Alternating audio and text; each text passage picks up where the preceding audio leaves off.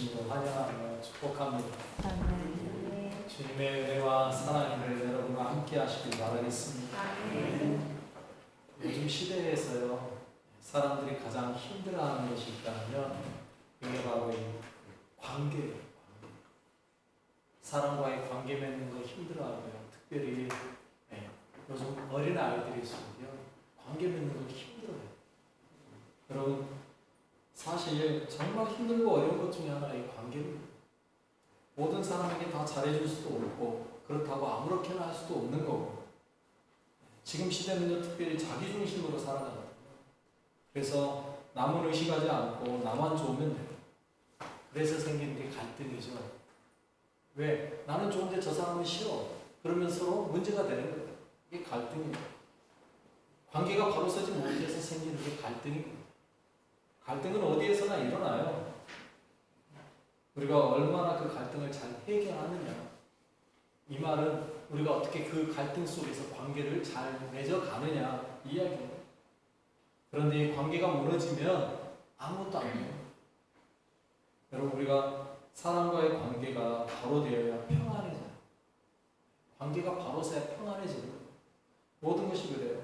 사람과의 관계뿐만이 아니에요. 물질과의 관계도요, 물질하고 나하고 관계가 멀어. 그러면 불편함이 있는 거죠, 이제. 관계를 잘 맺어야 되는 거예요. 사람과의 관계, 물질과의 관계. 그런데 여러분, 그것보다 더 중요한 관계가 있습니다. 뭘까요? 하나님과의 관계. 아멘. 여러분, 우리는요, 영적인 자들이잖아요. 그래서 이 영은요, 영끼리 통해야 돼요. 하나님과의 관계가 제대로 되지 않으면 사람과의 관계, 물질 관계 다 무너져요. 여러분의 삶에 가장 중요한 관계가 하나님과의 관계라는 것을 기억하시길 바라겠습니다. 아멘. 우리의 삶에서 절대 무너지면 안 되는 게 바로 하나님과의 관계입니다. 아멘.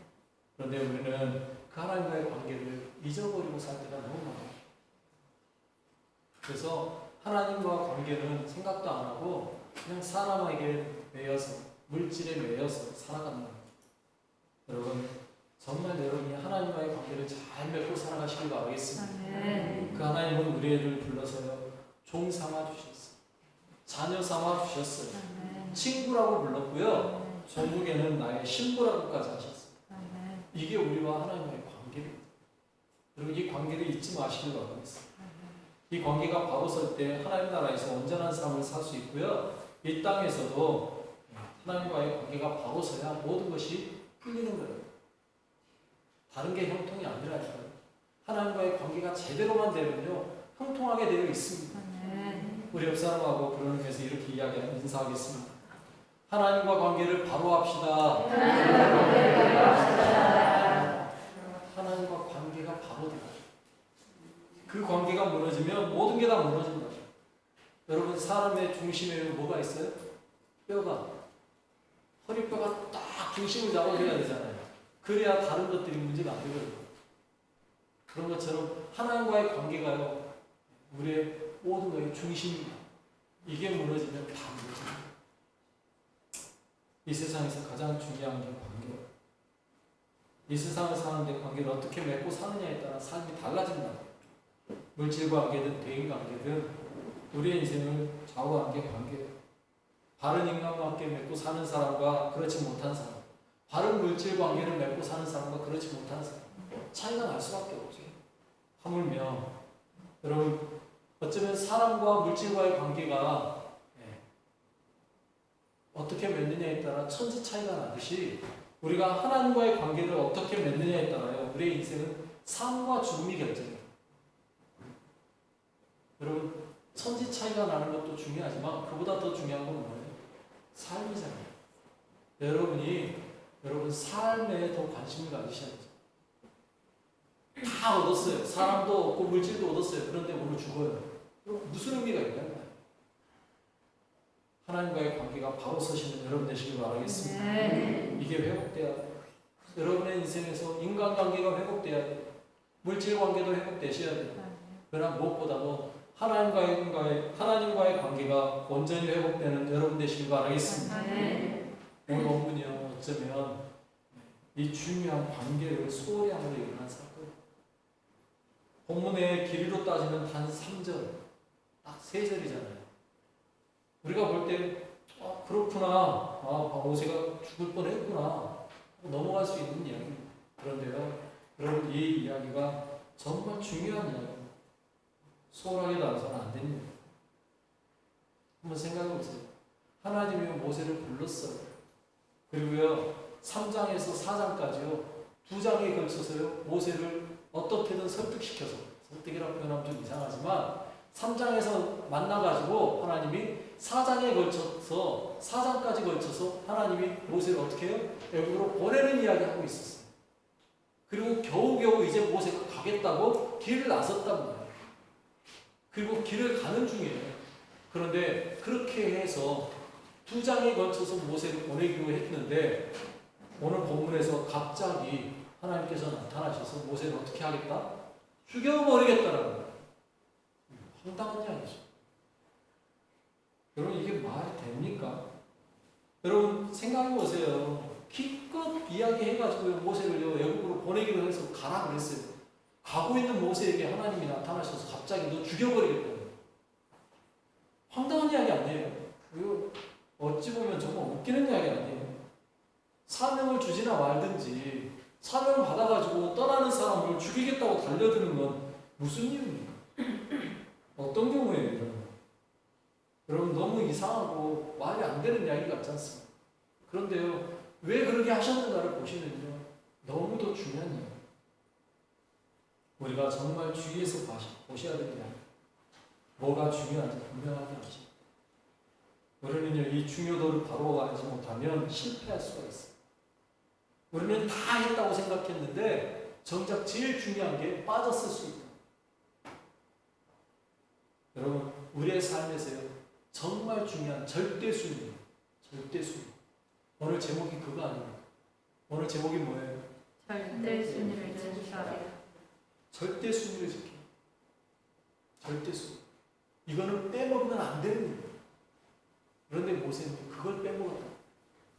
그러니 죽이려고 해요. 여러분, 모세는 하나님의 명령받고 애굽으로 가요. 당연히 가는 길에는 혼자 가지 않았겠죠. 왜요? 결혼했잖아요. 어딜 가는데 하나님이 보내시는데 결혼했는데 혼자 가면 이것도 이상한 거죠. 당연히 이제 온 가족 식구들 데리고 떠나야죠. 아내를 데리고 그리고 두 아들을 데리고 애굽으로 갑니다. 가는 길에 일어난 사건이 옵니다. 24절에 이렇게 이야기하고 있죠. 모세가 길을 가다가 숙소에 있을 때 여호와께서 그를 만나서 그를 죽이려 하십니다. 여러분, 하나님께서 가라고 하셨어요. 그래서 가요. 가는 길에 숙소에 이제 들어갔어요. 먼 길을 떠나는 길이니까 중간에 숙소에 가서 쉬려고 들어갔겠죠. 그런데 잠을 자던 중인지 아니면 숙소에 앉아 있었던지 모르겠어요. 그런데 갑자기 하나님이 그를 만나려고 찾아오신 거예요. 그리고 냅다 뭐 하려는 거예요? 죽이려고 그래요. 얼마나 깜짝 놀랐을까요? 하나님이 갑자기 모세를 찾아와서 만나서 죽이겠다고 하는 거예요. 사명받아서 가는 길에 하나님이 다른 존재가 와가지고 모세를 죽인다고 하면 이해가 돼요. 그런데 기껏 명령하신 하나님이 갑자기 오셔서 너 죽이겠다. 태세 전환이 완전히 태세가 바뀌었어요. 왜 죽이려고 하는지 24절만 가서는 알 수가 없죠. 이 24절만 가지고는 왜 죽이려고 하는 거야? 이유가 뭐야? 알 수 없죠. 그런데 25절 보면 그 이유를 이렇게 이야기하고 있죠. 십보라가 돌칼을 가져다가 그의 아들의 코피를 베어 그의 발에 갖다 대며 이르되 당신은 참으로 내게 피날 편이로다. 이걸 보면 아들의 할례 문제였구나 하는 걸 알 수 있어요. 아들의 할례 문제. 여러분, 모세는요, 아들에게 할례를 행하지 않았던 것 같아요. 그런데 모세에게 아들이 둘이 있거든요. 근데 첫째에게는 할례를 시킨 것 같아요. 둘째에게만 안 한 것 같아요. 왜냐하면 그의 아들들의 뽀삐를 뵌 게 아니라 아들의 뽀삐를 뵀다. 한 명이잖아요. 그러죠? 그걸 보면 첫째는 할례를 시켰나 봐요. 그런데 둘째는 할례를 안 시킨 것 같아요. 왜 그랬는지 모르겠어요. 다음에 하나님 나라 가면 모세에게 한번 물어보세요. 왜 둘째는 안 시켰었어요? 어찌됐건 둘째 아들은 할례를 안 시킨 것 같아요. 그래서 문제가 된 것 같아요. 그러자 십보로가 어떻게 해요? 모세가 죽으려고 하는 상황에서 그 아들의 포피를 내렸어요. 할례를 시킨 거죠. 그리고 그 포피를 가져다가 모세의 발에다가 갖다 대죠. 그러면서 뭐라고 외쳐요? 당신은 나에게 피나는 편이다. 여러분, 갑자기 할례 문제 하나 때문에 모세가 죽을 뻔했어요. 우리가 깊이 생각해 보시면 심각하게 생각하죠. 단순히 그렇구나 하고 볼 문제가 아니에요. 모세도 할례를 안 시킬 수도 있구나 이렇게 생각하시면 안 돼요. 모세는 분명하게 하나님의 사명받아 길을 떠난 사람이에요. 사명자예요. 하나님의 사명을 맡긴 사람. 그런데 하나님의 선택받은 그를 하나님께서 가는 길목에 그 사명을 시작도 안 했는 거예요. 그러잖아요. 외국에 가지도 않았으니까 시작도 못 했잖아요. 시작도 하기도 전에 하나님께서 먼저 죽여버리기 때문에. 할례 때문에.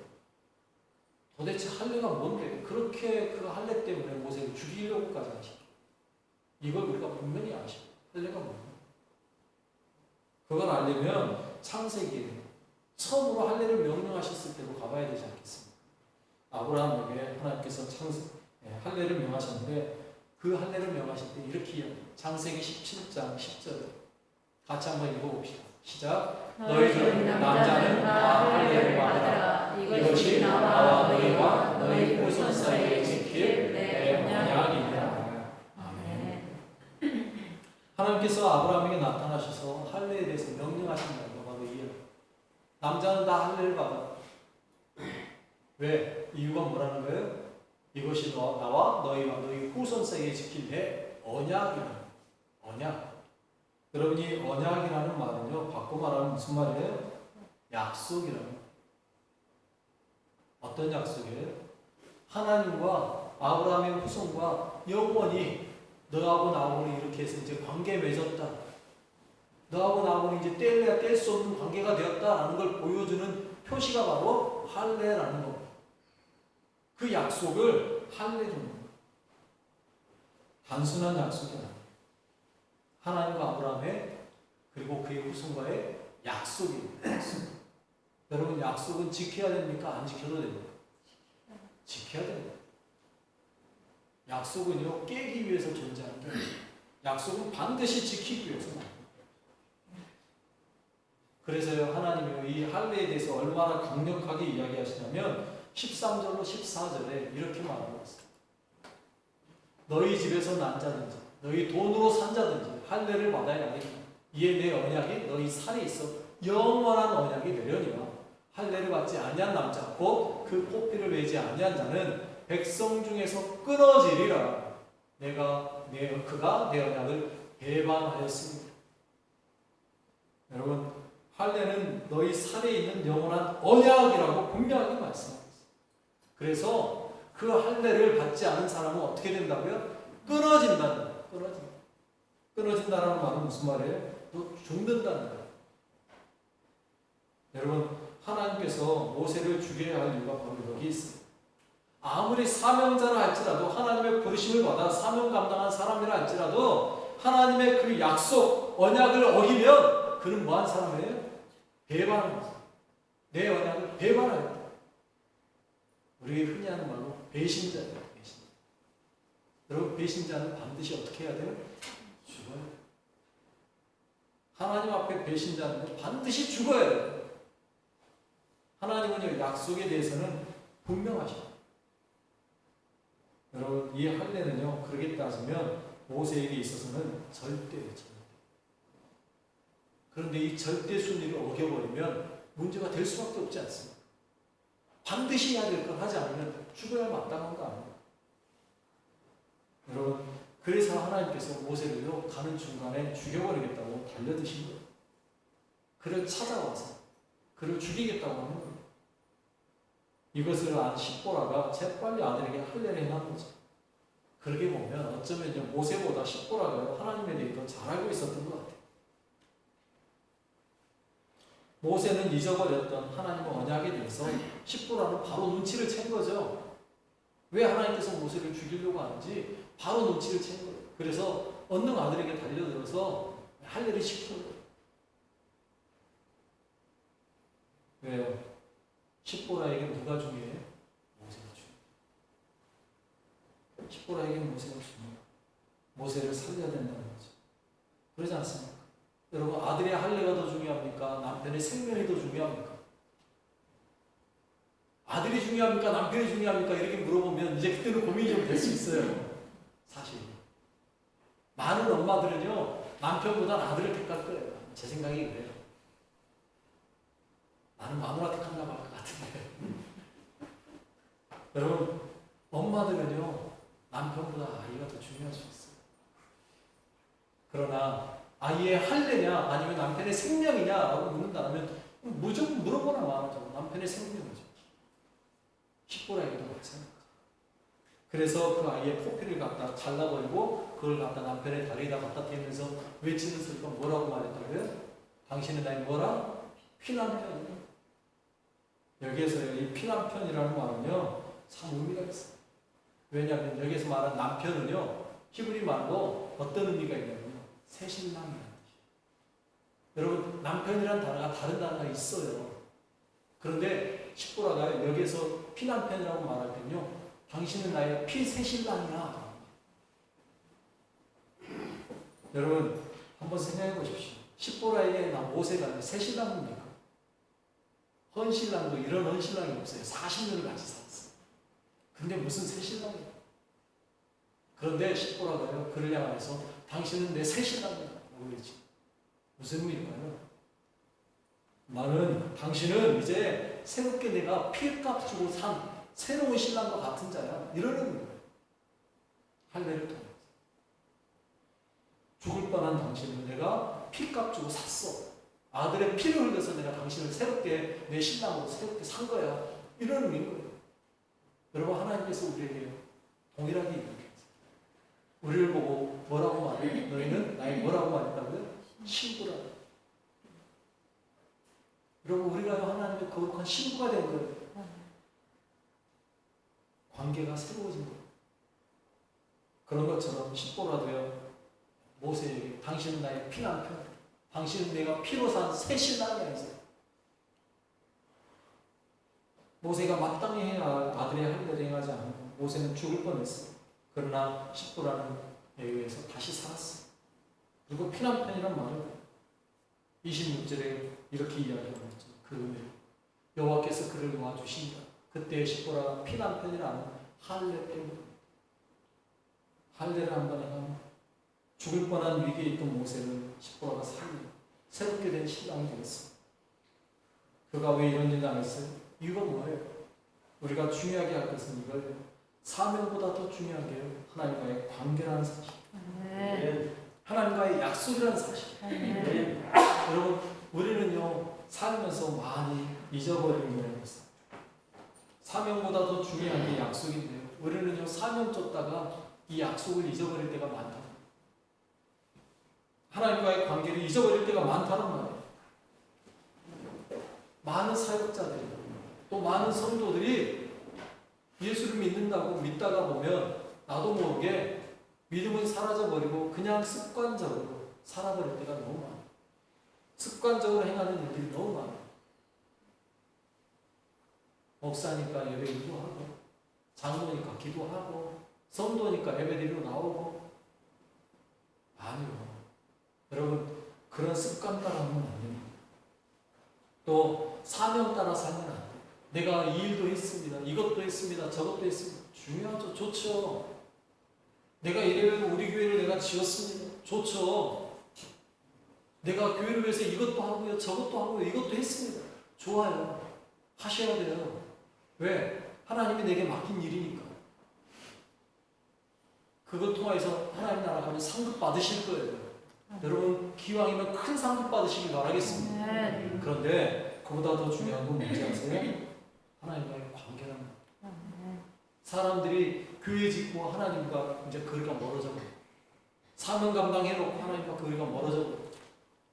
이만큼 했으면 됐지 하고 일을 그만두는 게 아니라 하나님과의 관계까지 멀어져 버려요. 그런 사람 많이 있어요.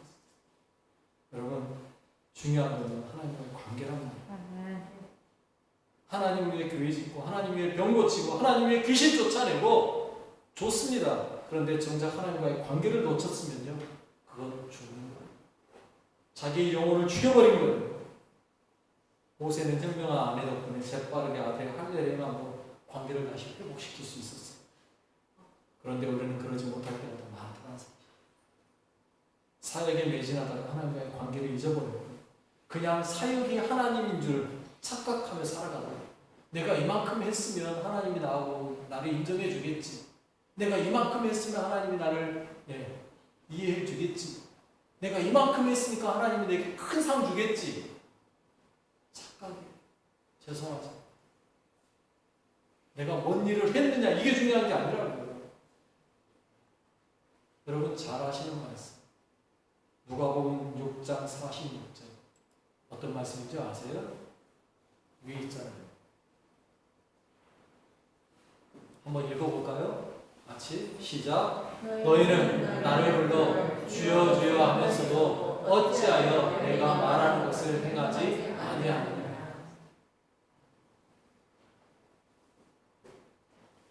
나를 불러 주여 주여 하면서 어찌하여 내가 말한 거 행하지 않느냐. 이 말은 무슨 말이에요? 야, 너희들 아무리 나를 주여 주여 불러도 너하고 나하고 관계없으면, 그 말은 무슨 말이에요? 행하지 않으면, 이 말은 관계없다는 거예요. 관계없는 일 하면 아무 소용없어. 여러분, 우리가 주님을 부르는 게 중요한 게 아니에요. 우리가 주님을 찾는 게 중요한 게 아니에요. 정말 주님과의 관계를 잘 맺고 있느냐, 이게 중요해요. 더 무서운 이야기가 성경에 나와요. 더 심각하게 말씀하신 부분이 나와요. 마태복음 7장 22절 23절.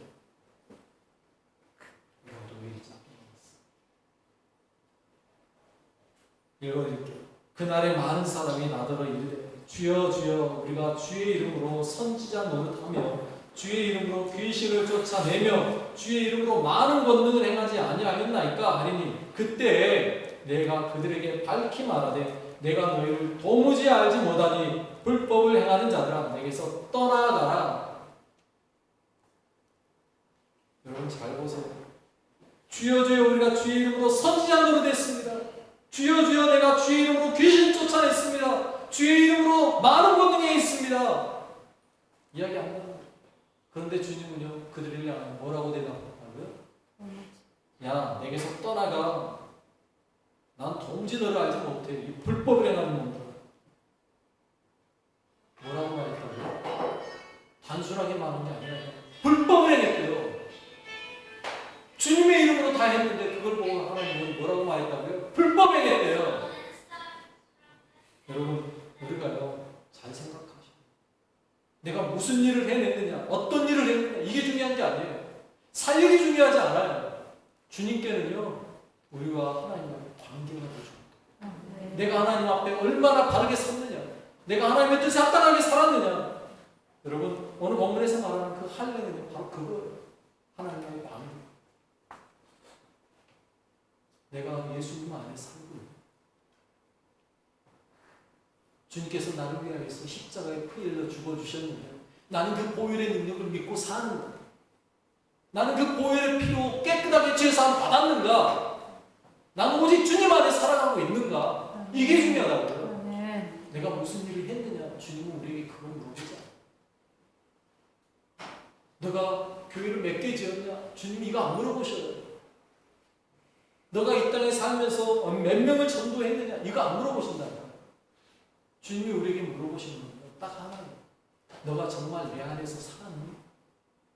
너가 정말 하나님이 나와 관계 맺고 살았니?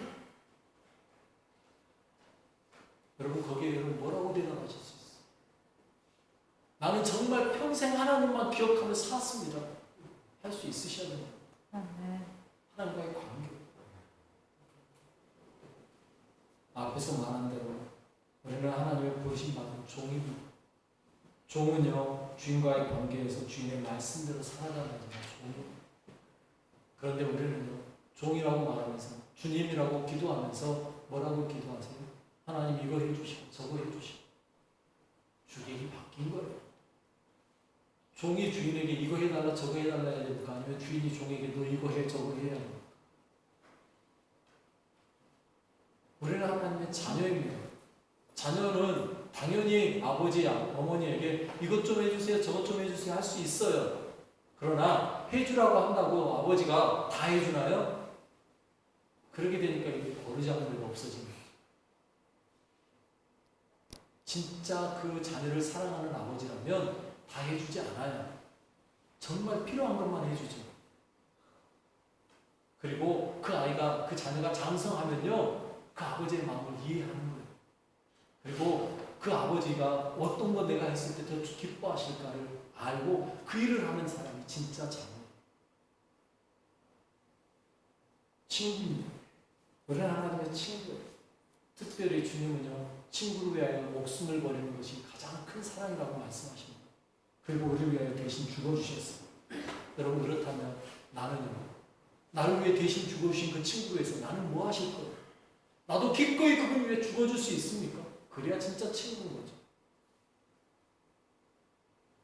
마지막으로 신부라고 하셨어요. 여러분, 신부는 어떻게 해야 되나요? 신랑이 지금 아직 안 오셨어요. 그럼 어떻게 해야 돼요?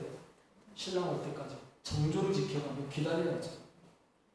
그런 의미에서 우리나라의 전래 이야기 제일 좋은 이야기 있잖아요. 춘향이.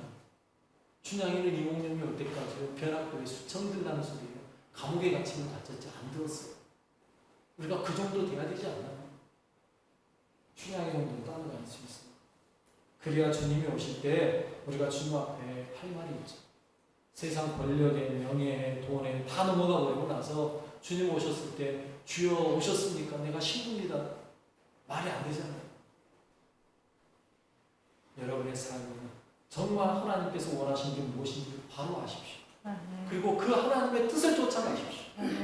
그러기 위해서 우리가 153을 행하자고 이야기하는 거예요. 153이 뭡니까? 말씀 읽고 기도하고 찬송하고 전도하고 나누고. 왜요? 그거 왜 하는 거예요? 하나님과의 관계를 바로 세우기 위해서 그러는 거예요. 여러분, 성경 말씀이 어떤 책이에요? 이게 무슨 말씀이에요? 하나님이 우리에게 보내주신 연애 편지예요. 연애 해보셨나요? 연애하면요, 신랑이 남자친구가 보내준 편지 한 장이 얼마나 귀한데요. 지금도 제 차는요, 저에게 뻑하면 하는 말이 편지 써줘. 날마다 얼굴 보고 날마다 함께 사는데도 편지 써줘요. 제가 게을러서 못 해줘서 그래요. 우리 하나님이 우리에게 이미 편지 다 보내놨어요. 근데 사랑한다면서 그 편지 하나도 안 읽어요? 말이 안 되잖아요. 여러분, 우리의 삶에서 정말 중요한 게 뭔지 바로 잡으십시오. 153은요, 하나님과의 관계를 회복하는 최고의 방법이에요. 그 관계를 잘 회복하셔서 하나님 나라의 영원한 하나님의 종이요, 자녀요, 하나님의 백성이요, 하나님의 영원한 친구요, 신랑을 기다리는 거룩한 신부로서의 삶을 바로 살아가는 여러분 되시길 바라겠습니다. 우리가 같이 기도하겠습니다. 하나님, 우리가 사역에 세상에 매여 살다가 하나님과의 관계 잊어버리지 않게 하여 주십시오. 우리가 하나님의 종이요, 자녀요, 친구며 신부임을 잊지 않게 하시고 오직 주님 안에서 주님과의 깊은 관계, 첫사랑이 잊지 않고 회복하며 살게 해주십시오. 우리가 같이 기도하겠습니다. 하나님 아버지 감사합니다. 우리를 사랑하시고 깨우시는 내 진심으로 감사드립니다. 주님, 내가 하나님과의 어떤 관계 속에 살아가고 주님 다시 한번 기억하게 하여 주시옵소서. 하나님의 종이며 하나님의 자녀입니다. 하나님의 친구라고 합니다. 주님, 나를 신랑이라고 말씀하시고 온전히 신부 단장하며 살아가게 하시고 하나님 아버지의 주님 정리를 기면 기다립니다. 오직 주님만 기다립니다. 하나님 기꺼이 하나님 아버지 주님으로 하나님 살아가게 하시며 하나님의 자녀로 삼아주셨사오니 하나님의 자녀답게 하나님 아버지의 영광을 가슴에 드리도록 하나님 인도하여 주시옵소서. 하나님의 종입니다. 정확하게 갈 수 있도록 하나님의 말씀에 순종하며 나아가게 하시옵소서. 하나님 다시 오시는 그날까지 하나님 아버지 덤을 불며 하나님 아버지 신부를 부르러 오는 그날까지 하나님 아버지 기꺼이 하나님의 길들을 장사로 기쁨으로 하나님 나아갈 수 있도록 인도하여 주시옵소서.